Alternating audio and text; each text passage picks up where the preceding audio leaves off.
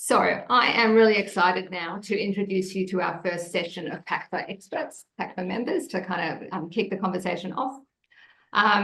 We have Lulu, who's a private practitioner, private practice relationship counsellor who also works in alcohol and drug treatment, supporting clients through complex challenges, including trauma, addiction, and recovery. We have Alyssa, bringing extensive experience as a counsellor, supervisor, and director of Eating Disorders Australia, alongside her work supporting practitioners through training and supervision. Guys, I've just jumped. No, I'm on the right session, aren't I? And we have Sophie, it said session 2, who's drawing on her 10 years of counselling experience, and she works with PACFA as the head of practice, overseeing our work in ethics with the colleges and assisting with professional standards. So I'm going to ask each of our panelists to just talk a little bit about themselves and their current counselling role. And then we've got some questions that we're going to run through. And of course, we encourage your questions in the Q&A and any additional thoughts and comments from the panelists as they move through. Lulu, would you mind if I started with you? Yeah, thanks. And thank you so much to PACFA for putting this on, and Daniel for his rousing opening. This is just a general intro about me. This is my second career. I was a dietitian previous to becoming a counselor. I worked extensively in mental health nutrition and addiction nutrition, worked with a lot of people who identified as food addicts. Those of us who know the DSM know that's not actually a diagnosis, but I worked with a lot of people who identified in that space. And in my work as a dietitian, I realized nobody's paying attention to my diet plans. Those behavior change mechanisms are kind of a layer deeper. And that's what really propelled me to go and pursue my counseling degree. And, you know, it all builds on each other in terms of how we're taking care of our bodies, how we're taking care of our minds. So I graduated 2 years ago, May, from University of Queensland with a Master's of Counselling, and I've been working as a counsellor even previous to that when I was still in my studies. But yeah, now I'm across both a private practice group, not an individual private practice. I know that's going to be a question later today. I'm in a private practice group and I work in a charity, and that's been a nice balance for me at this point. Thanks, Lulu. Alyssa, would you mind giving us a little bit of information about you and your journey? Sure. I studied psychology originally, and then I did my Masters of Counselling. I think I finished in 2018. I now work in private practice, majority of which is online. I feel like COVID really changed that, or made it more normal in a sense. And that gave me the opportunity to start private practice. And then I'm a clinical supervisor at Lifeline, which I love, and then a supervisor outside of that. So yeah, getting to support people on their journeys as they start counselling, particularly early in their career, is just such a privilege, which I love as well.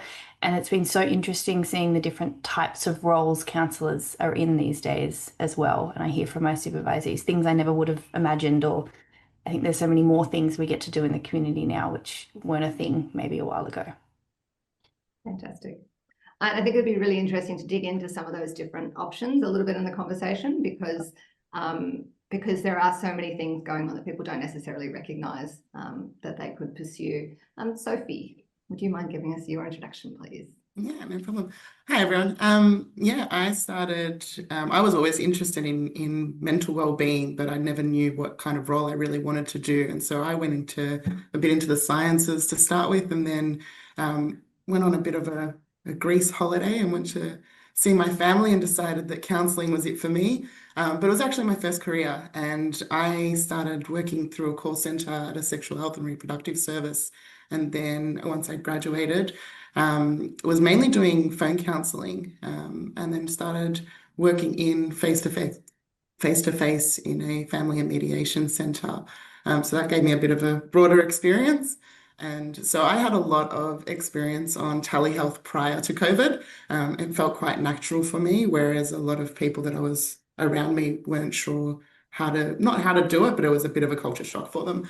I graduated, I think, in 2014. So it was about 10 years of working for different organizations and working my way through them. So I started as a counsellor and then worked into management of a national counselling service, which was a whole different experience as well. Fantastic. Okay, well, look, maybe we could start with the nuts and bolts of what was your first counselling job for each of you, and how did you get it? And any advice for people around that pathway, or what you might be thinking, about in retrospect. Lulu? Yeah, thanks, Joe. My first counseling job was at a very high-end private rehabilitation center for alcohol and drugs. This was right before COVID hit. I was barely qualified in the sense of I had just started my counseling studies at UQ, but it was in my neighborhood and I knew I wanted to make that switch. So I put my hand in the air, I put my CV into the pile. And I think at that time, partly because of also my nutrition background, that felt like a good fit for that high-end space. They did hire me on. I attribute all of this mostly to chutzpah. Like I did not think I was qualified, didn't think I would get the job, but I figured I'm just going to start practicing applying for things and showing up for interviews if I get them. So that was my first proper counseling job. I did get hired as a counselor at that residential center. They didn't make it through COVID, so it was a short-lived counseling job. But I think that speaks to the benefit of that prior clinical training that you had. Yeah, absolutely. And even though that job was, I don't know, let's say 6 months, but then it set me up with that little bit of history so that the second job, one of which that second job I still retain in a different way today because it's grown and evolved and deepened. But when I had the opportunity to apply as a counselor at a charity drug and alcohol organization, I had something on my CV to say that I'd worked in that space before. I went in for that second job, second interview, still not feeling like I could tick all the boxes or that I had all of the background, all of the expertise. But that little first step, short though it was, gave me enough ground to go for that second step. And I secured that position. And I'm still with that organization, but my role has changed and grown and expanded since then. And I think that also speaks to the unique scope of practice that often exists in counsellors, depending on their previous knowledge and experience, and to the evolving nature of a scope of practice as your counselling training is completed and you're moving into a different area of skill and expertise. Alyssa, would you be able to talk to us about your first counselling role and how that came about? Yeah, sure. My first role was on an eating disorder helpline, and I was lucky in a sense because I got the job before I graduated, just a couple of weeks before I graduated. But I'd also put that down to throughout my master's degree, I was regularly looking at what jobs were out there, what things would I be interested in, what was their criteria, what are they looking for. And so I was aware of that. It wasn't like I got to the end of my degree and then it was a shock in a sense. I also used that time as a student to do some professional development that was outside of my master's in areas that I was interested in. And if you are still a student, it's a great time to do PD because it's often a student rate. You save a whole bunch of money and get the same, training. So therefore, I could show that I'd done extra training related to the areas that I was interested in and wanting to go in as well. And I had a lot of volunteer experience by that point at Lifeline as well. So I guess I'm a big advocate of whether you're still studying or you've graduated, if you can find some kind of opportunities or volunteering, it just sets you apart from everyone else who may have the same degree. So if there's any opportunities for volunteering or learning skills in that sense, if you can take them, can be really helpful too. Great. And so I'm curious if someone would like to tell me what the biggest surprise was about working in counselling versus counselling training, or what maybe your counselling course didn't teach you that you think maybe they should have. Sophie? Yeah, so I think for me it was what my style was going to be. I really had to grow that as as I was working with different people. I knew there was going to be, like, I learned different techniques and different tools and different things that I was going to use. And in my placement, I got to put them into practice a bit. But when I started my first role, that was where I was really putting it all into place properly. And I had such a broad, I guess, a diverse client base to start with. And that was a bit different to what I expected. I thought I would go in, I'd have the certain type of client presenting in with X issues and or concerns, and I would be able to work with that. And it wasn't that at all. Alyssa or Lulu, anything on that in relation to that? I just want to add to what Sophie's saying, how like the humans you work with don't follow exactly what you've been taught. Like life happens in between sessions, and you know what the case conceptualization you think it is suddenly changes, and working with actual complex humans is different than you think it's going to be nice and simple in the essay that you write, but it's not like that. I would just also add, I think a learning curve for me was working in jobs and organizations that normally it's not a Monday 9 to 5. Charities or not-for-profits, or you're waiting for funding, or it's working late nights, or it's working on the weekends, or it's part-time, because if you do it 5 days a week, you burn out maybe doing one particular job. That there's just so many nuances, I think, to working in the area too. Yeah. Does anyone have any thoughts about Wait. I want to double click on that as well. Yes, the people are different than I've expected them to be, both in terms of my clients, but also in terms of my colleagues. I think I may have had an idea that we're all in the counseling mental health space, so it's all going to be easy breezy, kind and lovely. And in both of my first two both of my first two jobs, I had some really difficult interactions with colleagues, mental health practitioners, really difficult. I was fortunate to have a real sense of support and backing from my organizations to manage that. But I definitely think there was a naivete in my perspective, traipsing off into the counseling world. I agree with Alyssa, especially in the charity space. Those short-term rolling contracts are something to be aware of when you're doing your own planning about the whole rest of your life. Yeah, I know one of my contracts runs out in June. That's how it goes, and I'll be having those conversations and getting set for whatever the next step is. But because of the nature of grant funding, they can feel a bit more precarious than having the full-time kind of full-time guaranteed secure position. And likewise with private prac, there's a precarity there as well. In my charity role, I get paid whether the client shows up or not. In my private prac role, if somebody no-shows or that session doesn't get booked in the first instance, I don't get paid. So having to have a different perspective to financial planning to what I might have done when I was just like a full-time working dietitian, 9 to 5, this is my job, this is my paycheck every week. There's a little bit more fluidity or organicity that I have to take into account when I'm doing my own personal planning. Yes, and that's something that we're going to be talking about a fair bit today overall. It's just simply the level of complexity that faces counsellors on graduation, because the job market and the market for private practice are both complex, difficult and changing environments at the moment. And so I think that's really important that we acknowledge, and that's one of the reasons why Daniel's presentation was so prescient, is that it is a bit of a mountain to climb. Luckily, once you've got to the top, things are looking a bit better for us than they do for him. But there is no doubt that, there is hard work to be done in many cases, not always, but in many cases. Now, I've just got a couple of questions from the audience here.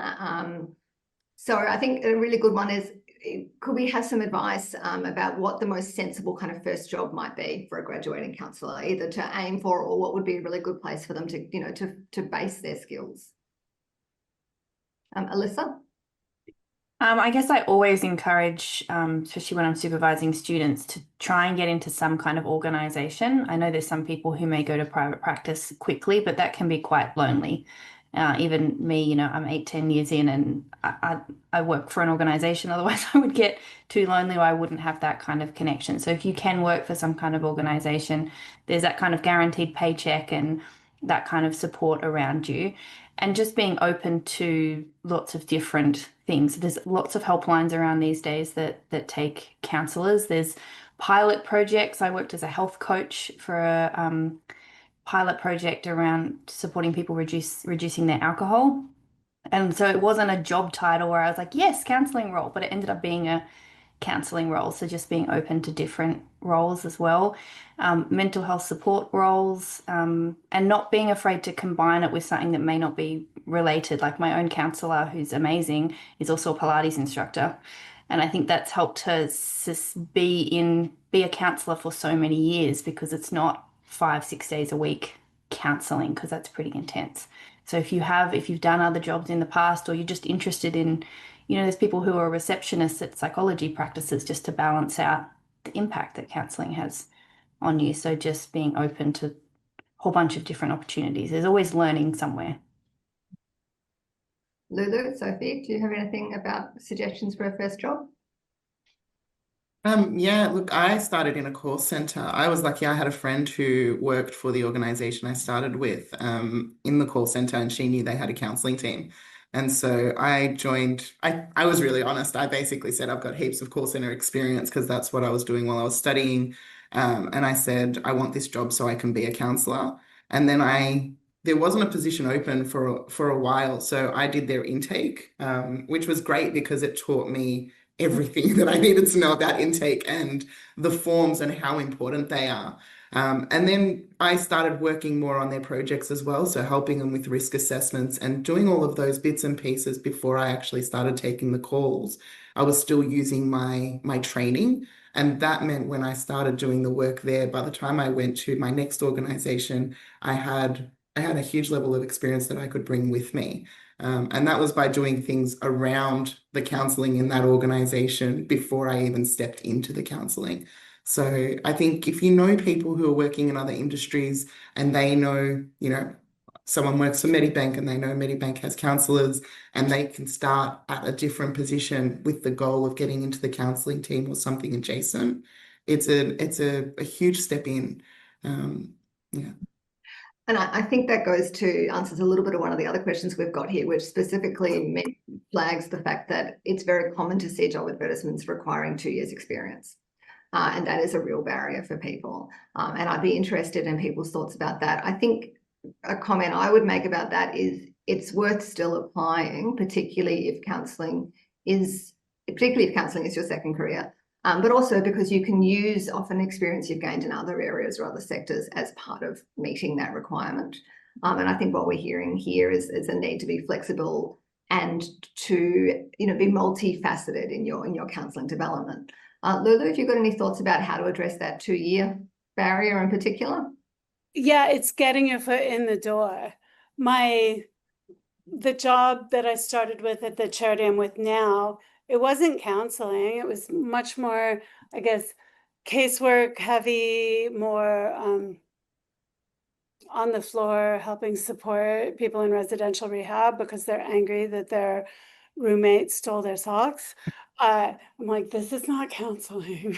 But getting those chops in, getting my foot in the door there, as well as everything else I was doing PACFA trainings, doing my own ongoing development, and building those relationships with the colleagues around me have moved me forward to the place where in the same organization, I'm now in a very overt counseling role, working with dual diagnosis, complex clients. I could not have started there. So it was getting my foot in the door somewhere adjacent and building those relationships and that trust in me as a professional over time that allowed me to then develop and grow and move toward a more patently counseling kind of position. Sophie, we've got a question here about someone who seems to be a bit concerned that graduating with a bachelor is limiting, and that they are worried about how to get their 750 hours. I think probably from a PACFA perspective, we can say that's a challenge that everyone goes through, and people do get there. So it's not, it's not impossible. But do you have any kind of thoughts based on what you've seen with PACFA members about those first couple of years and obtaining those 750 hours to get to registered clinical counsellor? Yeah, I think the first part is it might take you longer than 2 years. And that's okay, because you want to be able to, if you go into it going, I'm going to get as many client hours as I possibly can, as quick as I can, you're not necessarily focusing on the experience that you're gaining and growing your scope in the way that you need to grow your scope and your supervision and all the work that goes into it. So it's actually quite common for it to take longer than 2 years. But in those first 2 years, what you're trying to do is set yourself up to understand exactly where your scope is now that you're doing the work, to understand what work you want to do. So I was really interested in sexual health. It was my niche. Sorry, my monitors are going on and off. And to have your supports around you. And so if you can do all of that while building up your client hours, and focusing on building those steadily, then you'll find that as either your practice builds or when you are in the organization, you're getting more and more clients, you actually get those last several hundred pretty quickly. It's just the start that feels really, really slow. And I think that's why, if you're looking at it as just number of hours, it might be a bit, long. It might seem really long. But if you think about what you're getting in that space, learning all the admin, or if you're working for an organization, what else you're learning about either the client journey, which is going to help you with your counselling client, or the other team members, which will help you be a part of a multidisciplinary team, which you might need further in your career as well. We often work in those spaces. If you're building up your referral network, that will help you in the long term. But it does take a little bit longer than 2 years in general. It's probably the first bit, but it's just that start that feels really long, and then it gets better. Lulu? Yeah, so I'm right on the cusp of making that switch over.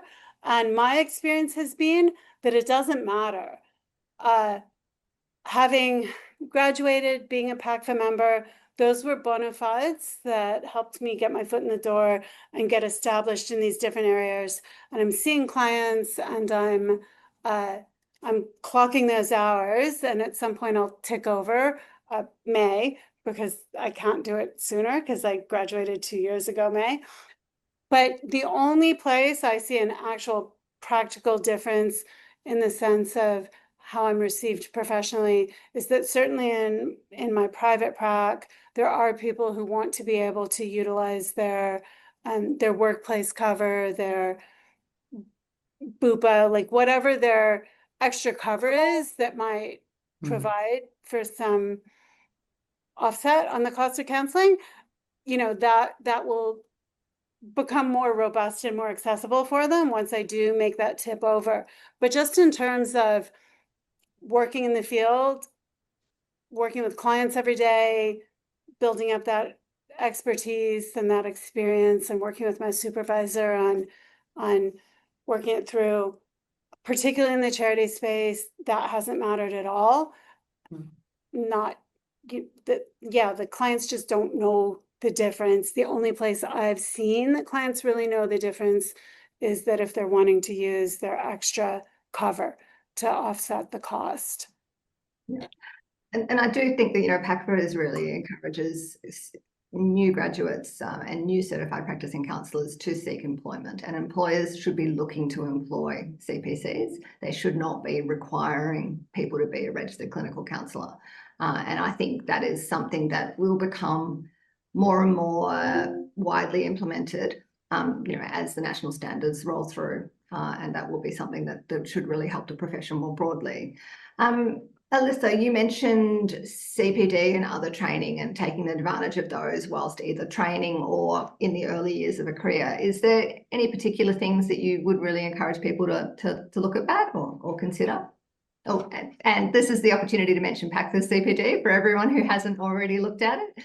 PACFA has online CPD available pretty much every week at a really $37. So, it's really cheap, really cost effective, and it's delivered by your expert peers. So, if people aren't already using that opportunity, I do encourage them to do so. Alyssa? Yeah, I would just recommend doing things you're not even sure you're interested in, because I think sometimes you can be taken by surprise. I mean, I left my degree being like grief is a major area I want to work in, which has been the case, but I specialize more in trauma now than I do in grief. And so learning more about trauma and even doing my own personal work in counselling helped me go, oh, I'm actually really interested in trauma, and then doing little bits of professional development, going, oh, this really fits with my understanding of myself and people, and that makes sense as well. I just finished PACFA's PD on working with sexual health issues as well, and again, not an area I thought I would go into, but found it fascinating, and found I was having conversations with clients here and there anyway, and then I felt more equipped. But again, it's not something I definitely went researching or looking out for. I just went, oh, that's kind of interesting. So yeah, just being open to learning new things, because you may go down a different path than you expect to. And could we perhaps get some advice from for people for how to deal with the transition between study and real life, and what advice you'd give back to yourself if you could travel back in time? Sophie? Was it study and real life in? Yes, study and real life. I think it means study and working. Yeah, I think my biggest thing was I didn't realize how much self-care would play a part. I thought I was already doing a lot, but I don't think I quite understood what my techniques were. And if I could go back to past me, I think I was prepared that I was going to have a client load. I was prepared that I was going to be working with people. I was so excited that I was going to be helping people, and I was going to be talking about it all the time. And there was a lot of excitement, but past me did not think about the effect that it would necessarily have on me, because I'd had conversations about all of this stuff with family, with friends. I thought, yeah, I can deal with it. I'll be okay. But yeah, so my biggest tip or thing that helped me the most was I ended up with a music list to base on my mood, or what mood I needed to change. And that was life-changing for me. It's such a small thing, but yeah, I just didn't think about it too. It was like further down. What a great idea. Thank you. Lulu? I guess I would just say we can do all this study, and it's good that we do. That makes us appropriate caretakers of people who are in vulnerable circumstances, whatever brings that into our rooms. And yet, all of my classes, all of my frameworks, all of that, setting that aside to just be with that person in their journey. Anybody can do that. The literature shows that students can do that just as well as somebody with 20 years experience in the field, right? Yeah, like I spend that time before a client comes in, or often for me, a couple, I spend that time trying to organize my understanding of the situation and use my frameworks and everything I've learned and studied for. But then setting that aside, I am just here with this person who's in my room because they're struggling and in pain.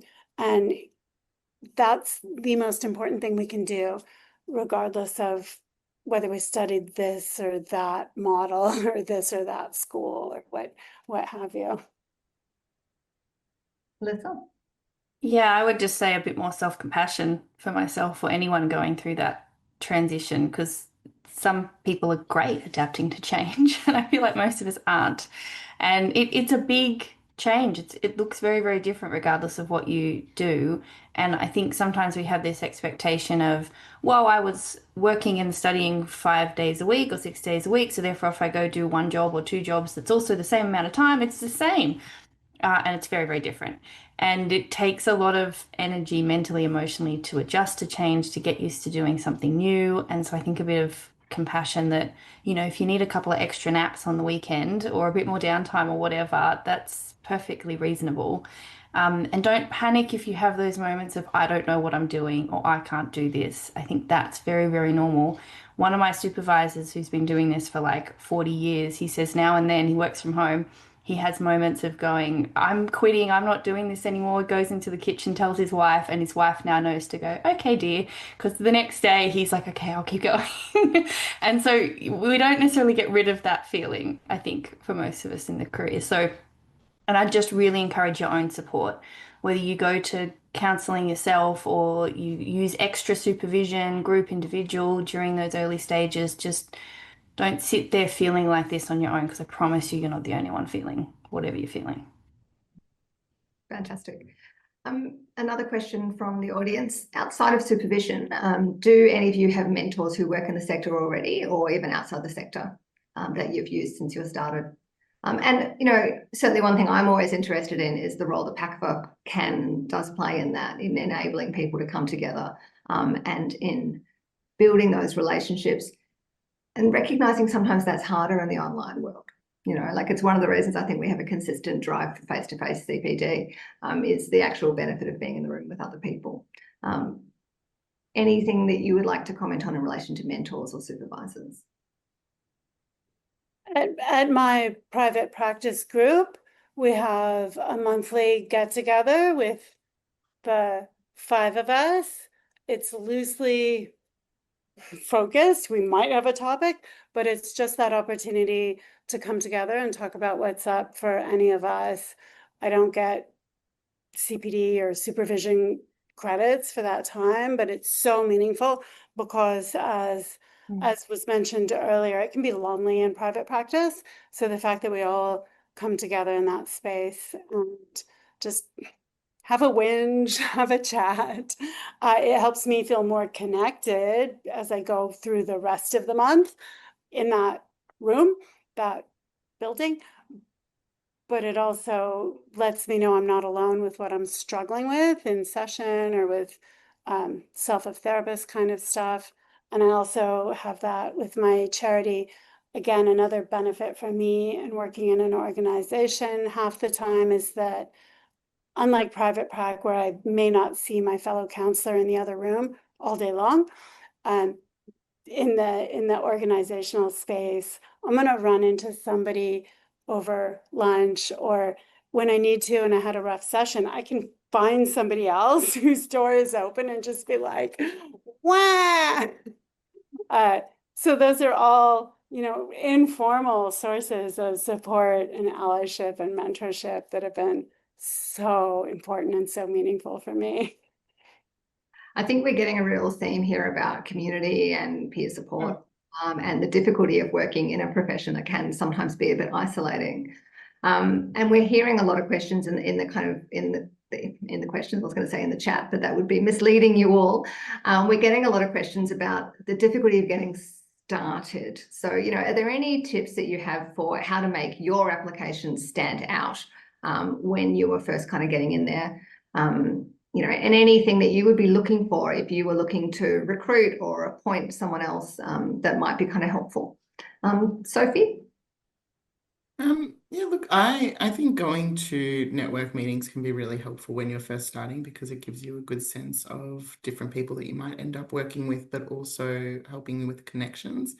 I think with people, if I was looking, or when I was managing and I was looking to hire people, I was looking for people who they had their qualification, but you could really get a sense of what they were also interested in, because they had either done CPD or they had done some short courses, and it was helping to round off, whether it was in risk assessment or whether it was in a particular area. You could get a sense, okay, this person really wants to continue that learning, which I think is really important for counsellors, is we don't just stop, we kind of keep learning and learning and learning.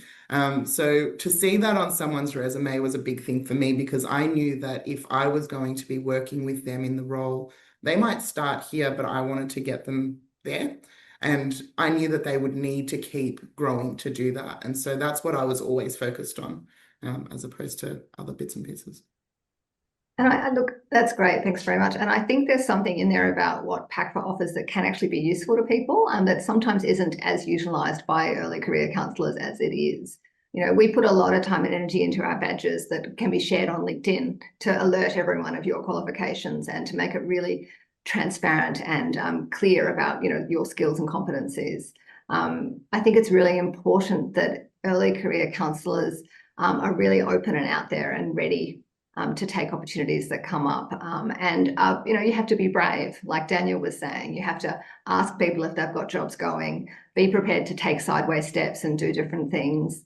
PACFA is in many ways, well, it is a community. It's a network, of 12,000 people. And there's got to be lots of different opportunities in there for jobs that maybe aren't appearing, on Seek quite, on the day. So I think there's a lot of gold that can be mined through that. Indeed, the people here today have mentioned a number of organisations that you might not necessarily be thinking of as possible employers. Lulu? Yeah, I want to hop off that because I've found PACFA really useful in a little bit of a different space, because the charity job I have now, when I went in for my first interview, I felt good about my counseling skills, my capacity to interact with clients. And my interviewers asked me, what do you know about official government regulation and law in this area? And I laughed out loud. I was like, I know nothing about, I can learn. I told them that. I can learn, I can go and find out about it, but I know nothing about the law in the background in this area. And since that, I did get the job, but since that experience, anytime I've gone for a different role or a different job, a different position, I make sure to check in that I'm aware of whatever legislation or law there is around that area of practice. And PACFA is one of the places I check in for that, because they just do a beautiful job updating in terms of that kind of information. And just the other thing I would say on that topic is, like, keep trying. My private practice role that I have now, and I've had for several years, I did an initial interview just through chance. I knew someone who knew someone. That's the part about cultivating those relationships as well. So I did my initial interview, and the person I spoke with, the owner and manager of the practice, was like, you're not quite far enough along yet, stay in touch. So I stayed in touch and I waited. And then I think maybe 2 years later, I was offered the position to join that private prac. So cultivating the relationships, having that patience, building that long-term aspect.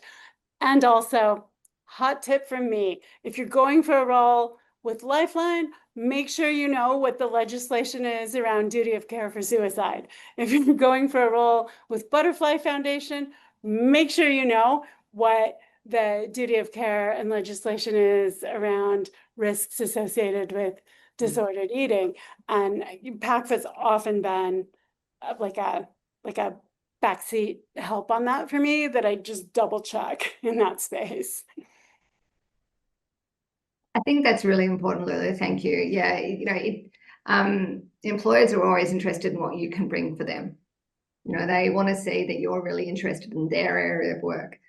There are growing opportunities for counsellors across a whole range of government areas, but they're often not called counselling jobs. And I think that was something that both Alyssa and Lulu, and I actually think Sophie's mentioned it as well, that doing a Seek search for counsellors isn't going to cut it. Counselling is such a broad and valuable skill set that it's woven into a whole lot of jobs.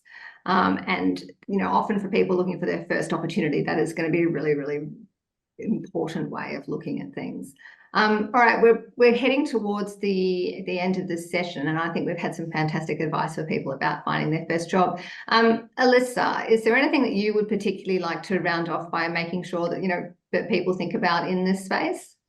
Yeah, can I just add, when you're interviewing too, just make sure you know who you are.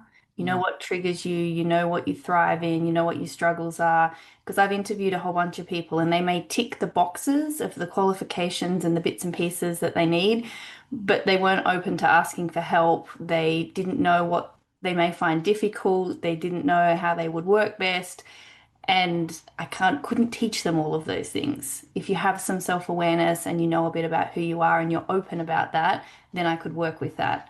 Everything else I could kind of teach someone in a role. So just a bit of self-reflection, a bit of self-awareness, I think goes a long way too. Absolutely. Sophie, any final thoughts? Yeah, look, I think anytime you're looking for a job, I think exactly what Alyssa said, knowing who you are, and I think feeling prepared, and what Lulu said about knowing the laws or something key to that area. I guess in my old work, that's why I look so much about risk assessment and if people knew about mandatory reporting. So find a niche that you think you'll be able to support your career. I think the networking is really important. I don't think I understood quite how much it was. I just went, oh, I'm gonna kind of talk to people and get to know them, but it really is because it helps down the line, and those people will give you tips and tricks along the way of what's going to support you. The PACFA badges are really good because they show that branding that employers look for. It's a really easy way to say I'm employed. I'm PACFA registered, instead of having, because they say, registered with PACFA or eligible, or they might say something to that effect. And I think the other one is get really comfortable with the code of ethics. I haven't mentioned this part so far, but the code of ethics is like the ethics comes up throughout. And I used to ask heaps of questions around ethical dilemmas because I wanted to know how people would think on the spot, and how much they might need to learn. So it's not just something to go, oh yeah, I know what it is, like really read it and really get to know how it might apply for those jobs, so that if they're asking any questions around that, you've got some answers. And look, thank you very much to everyone who's put questions in the chat about opportunities for employment. We are going to be continuing to discuss that over the course of today, so don't worry if your question hasn't been answered. We have also had a couple of questions about qualifications, and a question about volunteer hours, which I think I'll take into the next session. But just, Lulu, is there anything you'd like to add just before we finish up?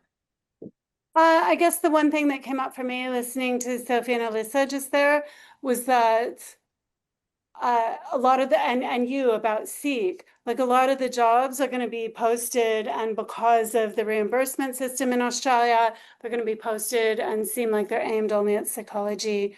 The role I'm in now at my charity has typically been filled by a psychologist, but I do have the skills and capacity, and I got hired into that role.